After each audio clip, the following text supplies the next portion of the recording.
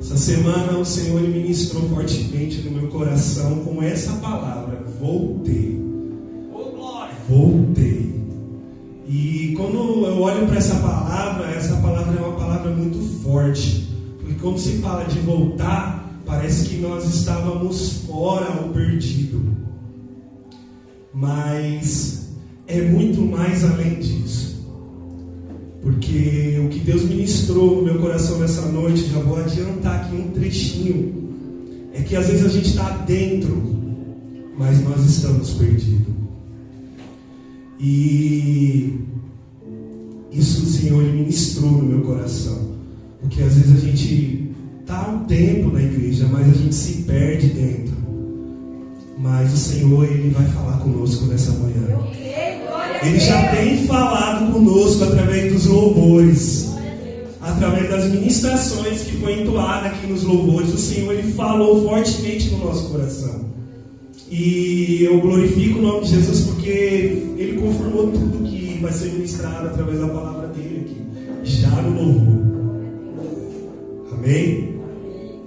Vamos abrir nossas Bíblias no Evangelho de Lucas, segundo Lucas, capítulo 15, tá? Glória a Deus. Vou ler no telão porque as letras da minha Bíblia é bem pequenininha e eu sou um pouquinho ruim para enxergar. Evangelho segundo Lucas, capítulo 15, versículo 3, a partir do 3, tá? É uma palavra muito conhecida, palavra que já foi ministrada aqui. Já vi ministrações dessa palavra em outro lugar. A irmã Thaisa já ministrou essa palavra aqui. Mas a palavra de Deus, ela se renova todos os dias. E a palavra, ela fala conosco que está pregando primeiro, para depois a gente ministrar a igreja e ela falar com a igreja. E essa palavra, ela veio de correção para mim. Essa palavra, ela veio para me despertar. Essa palavra veio para poder que eu venha me despertar para aquilo que o Senhor me chamou verdadeiramente, mais uma vez. E eu glorifico Jesus porque Ele não se cansa de nos despertar para aquilo que Ele tem para nós. O Senhor, Ele não se cansa. Diga para o teu irmão: o Senhor, Ele não se cansa de despertá-lo para o propósito dEle na sua vida. Ele não se cansa. Amém?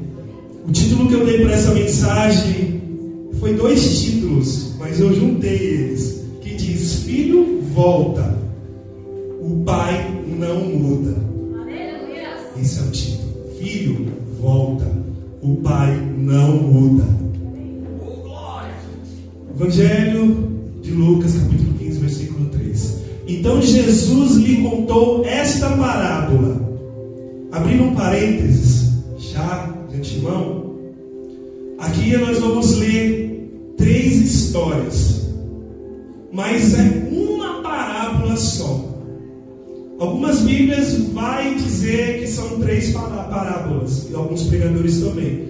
Mas Jesus lhe contou esta parábola. Algumas versões falam uma parábola. Dentro dessa parábola nós vamos andar por 3 histórias. E é interessante porque essas 3 histórias, ela flui uma para dentro da outra. Olha que coisa linda. É interessante também nessas 3 histórias que vai se falar do que se perdeu fora e do que se perdeu dentro, como eu já adiantei no começo. E o que eu pesquisando achei muito interessante é porque essas 3 histórias juntas, ela se torna uma parábola que Jesus contou. E a parábola, ela simplesmente é uma comparação ou um contraste entre uma realidade natural e uma verdade espiritual. Olha que coisa interessante quando Jesus conta uma parábola. Existe um propósito nisso. Esse propósito é exatamente isso: comparar a realidade natural nossa com a verdade espiritual já estabelecida no reino de Deus. E seguindo os versículos, versículo 4: qual de vocês que possuindo 100 ovelhas e perdendo uma, não deixa as 99 no campo e vai atrás da ovelha perdida até encontrar? É interessante nesse versículo 4, porque quando nós falamos de deixar 99 para buscar uma, parece que essas 99 está sendo abandonada. Mas o versículo diz que ele deixa as 99 no campo. E quando você vai buscar a palavra campo, você vai entender que campo ele significa terreno plano, lugar cultivado, área protegida. Oh, meu irmão, não pensa que quando Jesus está deixando essas 99 para buscar uma, ele está abandonando. Não, ele está deixando essa 99 protegida. Ele está deixando essas 99 no lugar cultivado, onde tem alimento. O Senhor, ele não nos abandona em momento nenhum. Seguindo o versículo 5: e quando a encontrada, a ovelha que estava perdida, coloque-a alegremente nos ombros. É interessante porque quando a ovelha está fora, ela está perdida, ela se encontra uma ovelha que está, como eu posso dizer, ela está pronta para receber qualquer tipo de ataque, porque ela está sozinha, ela está abandonada. E nesse momento ela se encontra em desespero, perdida. Mas a Bíblia diz que quando o pastor, quando ele encontra ela, ele coloca ela nos ombros. Irmãos, quando Jesus nos encontrou lá fora, nós não viemos sozinhos, nós viemos carregados por Ele nos ombros. E quando nós estamos afastados e voltamos, o Senhor Ele nos carrega nos ombros. Obrigado, Jesus. E seguindo em diante, é interessante porque Ele leva para casa. Ao chegar, reúne seus amigos e vizinhos e diz: alegre-se comigo, pois encontrei a minha ovelha perdida. É interessante porque quando Jesus traz, quando o pastor traz essa ovelha, ele começa a cuidar novamente dessa ovelha. Ele dá carinho para ela. Ele dá o conforto e a segurança que ela precisa. Ele alimenta essa ovelha. E o que é mais interessante, porque ele traz essa ovelha de volta para a comunhão dos irmãos. Porque quando nós estávamos perdidos, quando essa ovelha está perdida lá fora, ela também está fora da comunhão. Mas o melhor é estar na comunhão dos irmãos do que você estar sozinho. A Bíblia diz: é melhor andar 2 ou 3 juntos do que você sozinho. Porque quando você cair, o outro vai te ajudar a levantar. É isso que a Bíblia diz. E no versículo 7, eu lhes digo que da mesma forma haverá mais alegria no céu por um pecador que se arrepende do que por 99 justos que não precisavam de arrependimento. Irmãos, é momentos exclusivos na Bíblia que diz que há festa no céu. É quando nós, eu e você, retornamos para a casa dele. Talvez você fala: mas eu não saí da casa do Senhor. Mas de repente você desanimou do propósito de Jesus. E quando você se anima novamente no propósito de Jesus, quando você se anima novamente em fazer a vontade de Deus, você está voltando. Você está retornando. E a Bíblia diz que há festa no céu. Há festa no céu, irmão.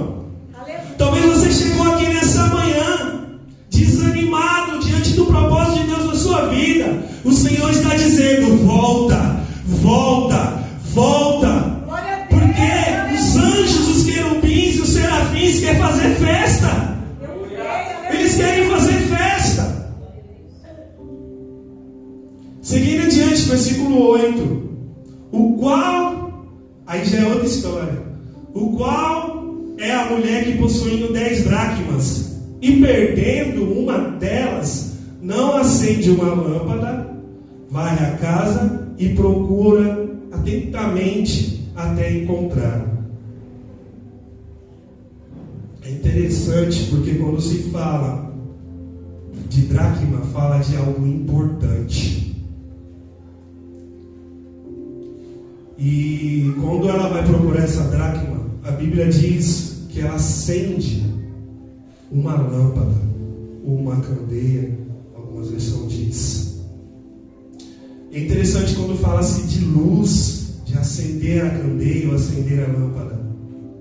Hebreus capítulo 4, versículo 12, versículo 12 de Hebreus capítulo 4, diz assim: a palavra de Deus é viva e poderosa, é mais cortante que qualquer espada de 2 gumes, penetrando entre a alma e o espírito, entre juntas e medula, trazendo à luz até os pensamentos e desejos mais íntimos do coração do homem.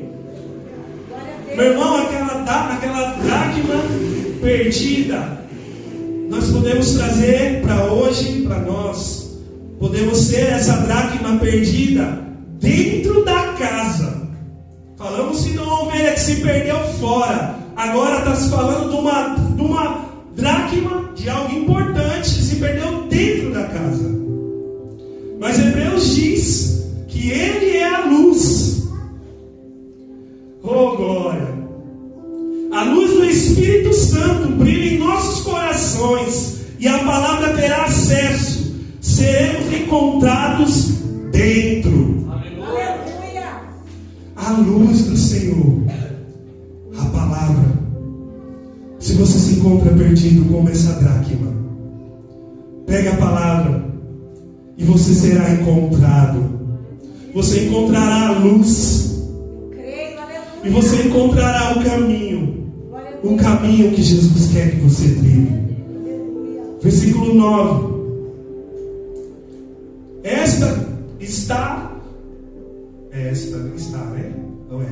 Quando é encontrada, é isso. Reúne as amigas e vizinhos e diz: alegre-se comigo, pois encontrei a minha moeda. Igual quando foi encontrada a ovelha perdida. A festa. 10. E digo que da mesma forma, há alegria na presença dos anjos de Deus por um pecador que se arrepende. Confirmação. Jesus continuou. Outra história. Agora nós vamos entender nessa história que a ovelha perdida, a dracma perdida dentro de casa, a ovelha perdida fora, vai se relacionar com essa história. Onde nós vamos falar de 2 filhos. Um filho mais novo que resolveu ir embora de casa, e o filho mais velho que ficou em casa. E é muito forte, porque 2 filhos que tinham tudo, do bom e do melhor, e um resolveu pedir para o pai a sua parte e ir embora. Vamos ler 12. O mais novo disse ao pai: quero a minha parte da herança. Assim o pai repartiu a propriedade entre eles. Abrindo outro parênteses, quando o pai reparte as partes entre os 2 filhos, o mais novo ele fica com uma terça parte. Mas naquela época eles repartiam 2 terças partes para o mais velho. Isso era costume naquela época. Então, ou seja, o mais velho que ficou em casa, ele tinha 2 partes e ele se alimentava ainda da parte do pai, porque era o pai que alimentava. A gente vai ver alguns versículos para frente, o pai vai dizer. Então o filho mais novo, quando ele saiu com a parte dele. e foi-se embora. Não muito tempo depois, o filho mais novo reuniu tudo o que tinha, foi para uma região distante e lá desperdiçou os seus bens, vivendo desenfreadamente. E é bem assim, irmãos, quando nós saímos do propósito de Deus. Nós pegamos aquilo que o Senhor nos deu e nós gastamos lá fora, desenfreadamente. 14. Depois de ter gastado tudo, houve uma grande fome em toda aquela região, e ele começou a passar necessidade. 15.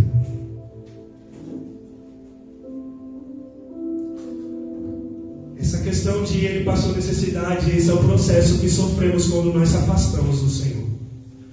Nós passamos necessidades. E não estou dizendo de material, não. Estou falando necessidade de espírito, necessidade da presença de Deus, necessidade da comunhão dos irmãos, necessidade da fortaleza do Senhor. Essa é a necessidade que sofremos quando nós se afastamos.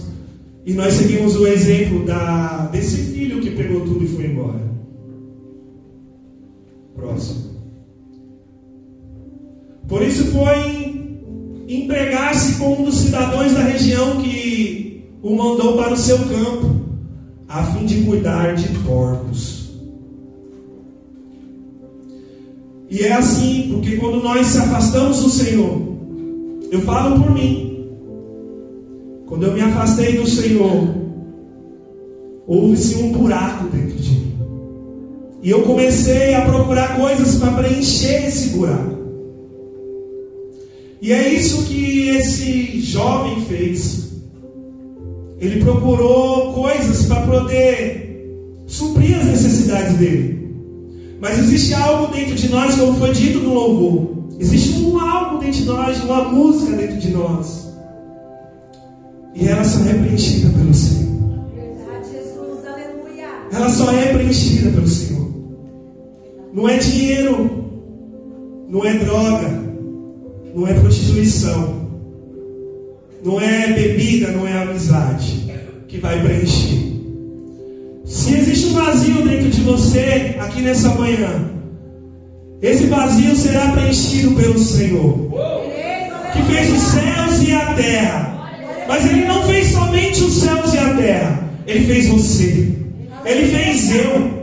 Ele pegou nós do pó da terra e nos formou. E depois disso Ele soprou um fôlego de vida sobre nós.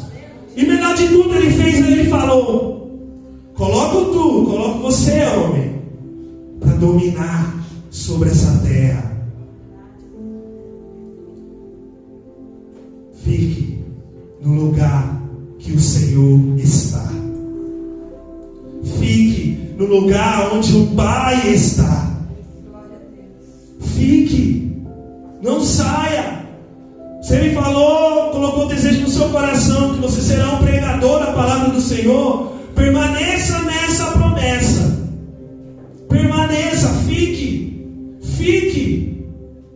Se você desistiu dessa promessa, a palavra para você nessa manhã é: volte para essa promessa, volte. Acredita nisso. Se você orava antes, hoje você não ora mais, volte. Porque quem vai se responsabilizar em te preparar para isso é o próprio Senhor, é o próprio Deus.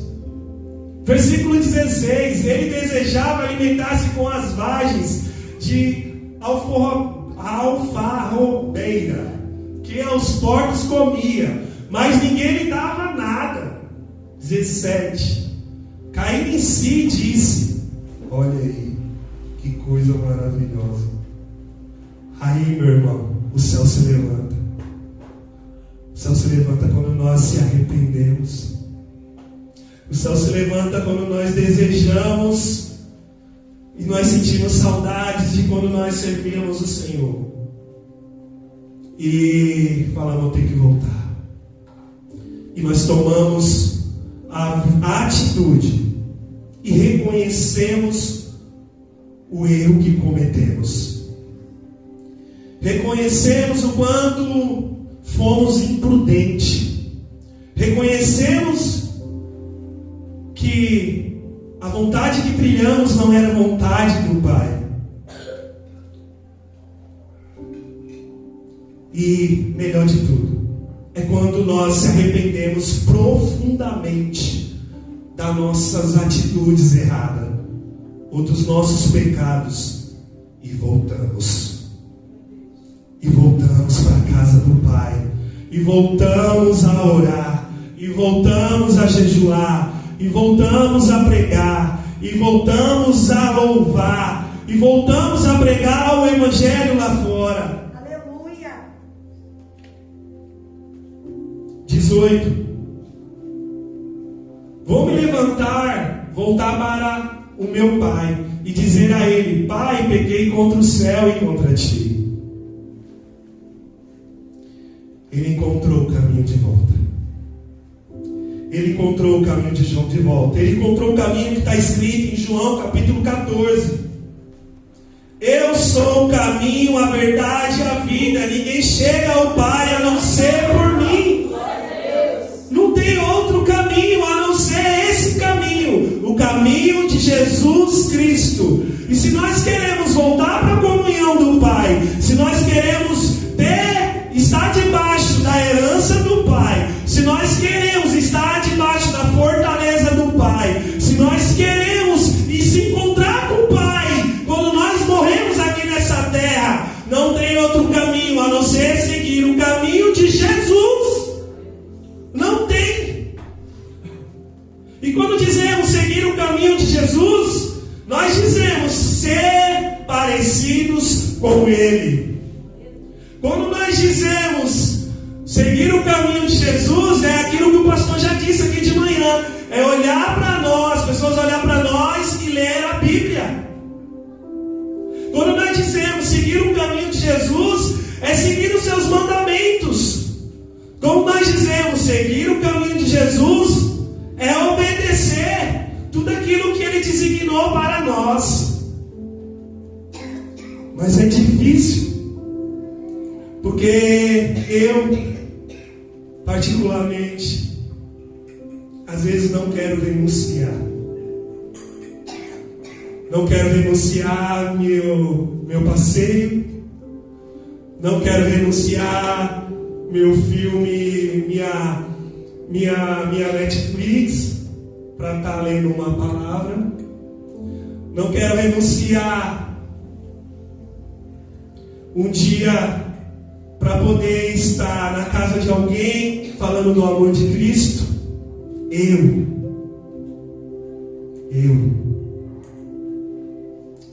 E Jesus falou para nós: renuncia. Aquele que perder mãe, pai, filho, por amor de mim, oh Jesus. Aquele que perder um dia de passeio para estar na igreja louvando e adorando o Senhor. Aquele que deseja estar aprendendo. Estava se falando ontem, o pastor lá na obra, e aquilo me tocou. Oh, irmãos, Deus é Deus. E quando você está conversando algo com alguém sobre o Senhor, as coisas do Senhor, Deus às vezes está falando com o que está do seu lado, você não está nem percebendo. E eles estavam falando sobre os estudos e a gente não desperta para as coisas. A gente não se desperta. Os estudos acontecendo e nós preferimos ir para a nossa casa fazer as nossas coisas, em vez de nós estarmos aprendendo mais de Jesus. Em vez de nós estarmos crescendo mais em Jesus. E está aí o Senhor dando oportunidade para nós todos os dias, todos os minutos e segundos. Mas nós não despertamos para Ele. Nós preferimos ir para o nosso lar, fazer as nossas coisas, fazer nossa comida gostosa, nosso passeio. E o Senhor aqui nos ensinando. Para no dia é para benefício nosso mesmo. Para que no dia das aflições, no dia das angústias, nós estejamos fortalecidos no Senhor. Aleluia! Irmãos, 19. Já não sou digno de ser chamado teu filho. Trata-me como um dos teus empregados. Aleluia. É assim que se sentimos quando nós saímos da presença de Deus. Nós não se sentimos mais aptos a exercer o ministério que Deus nos deu. Nós queremos largar o ministério que Deus nos deu por causa do pecado ou do erro que nós cometemos. Nós não se sentimos mais dignos de exercer aquilo que o Senhor nos entregou. Nós não se sentimos mais. É isso que Satanás faz conosco. Versículo 20. A seguir, levantou-se e foi para o seu pai. E ele ainda estava longe. Isso era o jovem. Estava longe. Quando o pai ouviu, o qual, movido por compaixão, correu, abraçou fortemente e ternamente o beijou. Oh, meu irmão. Oh, meu irmão. Esse pai que é maravilhoso, ele corre de até nós. Nós somos dignos? Não. Mas o amor dele, irmão, não se compara. O amor dele não se compara. E se você hoje se encontra perdido dentro, o amor de Deus não se compara. Ele vai de encontro a você nessa manhã. Ele vai de encontro a você que está fora. Ei, você que está fora, o amor de Deus vai de encontro, correndo atrás de você. Volta. 21. O filho lhe disse: pai, pequei contra o céu e contra ti, não sou mais digno de ser chamado teu filho. De novo. 22. Contudo o pai disse aos seus servos: depressa, tragam melhor roupa, vistam ele, coloquem-lhe um anel no dedo, um calçado nos seus pés. O Senhor, ele é maravilhoso, porque ele te restitui tudo aquilo que você foi e perdeu lá fora. Quando você volta para a presença dele, ele te restitui. Ele te restitui a vontade de orar. Ele te restitui a vontade de jejuar. Ele te restitui a vontade de pregar. Ele te restitui a vontade de estar na igreja. Ele restitui a vontade de você louvar. Ele te restitui a vontade de fazer uma letra para ele. Oh, o Senhor, ele te restitui, irmão. O segredo só é um: volta. Volta. 24. Meu Deus, aleluia. Pois este meu filho estava morto. Ele sabe. Nada foge dos olhos do Senhor. E voltou à vida. Estava perdido e foi achado. Então começaram a festejar o seu regresso. Senhor, agora vem o filho mais velho. 25. Enquanto isso, o filho primogênito estava no campo. Quando se aproximou da casa, ouviu a música e a dança. Então chamou um dos seus servos e perguntou-lhe o que está acontecendo. Este lhe respondeu: o seu irmão voltou e o seu pai matou o novilho gordo, porque o recebeu de volta são e salvo. O filho primogênito encheu-se de ira e não quis entrar. Então o pai saiu e insistiu com ele. Irmão, volta de novo, por favor. Olha isso. O filho primogênito encheu-se de ira e não quis entrar. Mas olha o pai. Olha o pai.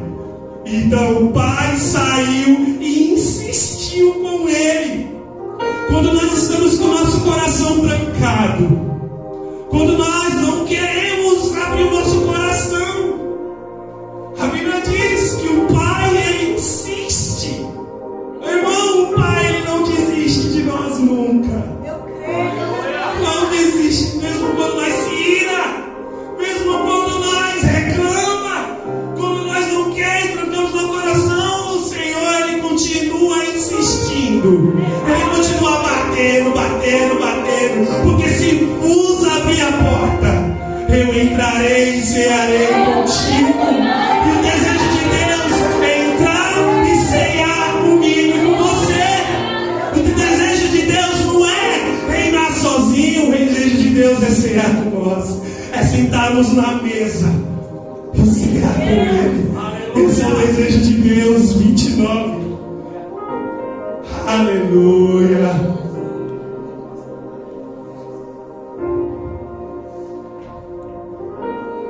Ele continua. Eu vou parar por aí, não vou continuar.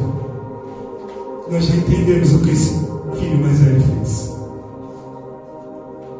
Mas o que eu queria chamar a sua atenção nessa noite, nessa manhã, era uma coisa muito especial. Muito especial. Porque algumas versões dizem que o filho que saiu era o filho pródigo, né? Muitos pregadores dizem filho pródigo. Mas eu encontrei algo muito mais especial que isso. Porque a palavra pródiga no original, ela diz ser generoso, esbanjador, distribui imoderadamente, sem moderação, exagerado. Olha o que essa palavra pródigo diz. E depois disso tudo, todas as atitudes que nós vemos desse Pai, que representa o nosso Deus, o nosso Pai, eu pude entender o que o salmista Davi diz no Salmo 27:4. Pedi uma coisa ao Senhor e buscarei, que eu possa morar na casa do Senhor todos os dias da minha vida, para contemplar o esplendor do Senhor e meditar no seu templo. E olhando para essa palavra pródigo, eu pude ver, irmãos, pródigo é o nosso Pai. Pródigo era o pai desses dois jovens, porque ele não pensou em moderar em amor. Ele não teve moderação no amor para com os filhos. Ele não teve moderação em ter caráter para com os filhos. Ele não teve moderação em ter integridade para com os filhos. Ele não teve moderação em esbanjar paixão pelos seus filhos. Ei, o Senhor, o seu papai, Ele está aqui nessa manhã, e Ele não tem moderação em te amar. Ele não tem moderação em te trazer de volta. Ele não tem moderação em te buscar lá fora. Ele não mede esforços. A Bíblia diz que Ele pode parar o sol, Ele pode parar a terra, mas Ele faz aquilo que Ele quer. E o que Ele quer é te amar. O que Ele quer é te amar. O que Ele quer é te cuidar. O que Ele quer é te erguer. O que Ele quer é te fazer de pôr de pé. O que Ele quer é restituir para você o ministério que Ele tem na sua vida. É isso que o Senhor quer. É isso.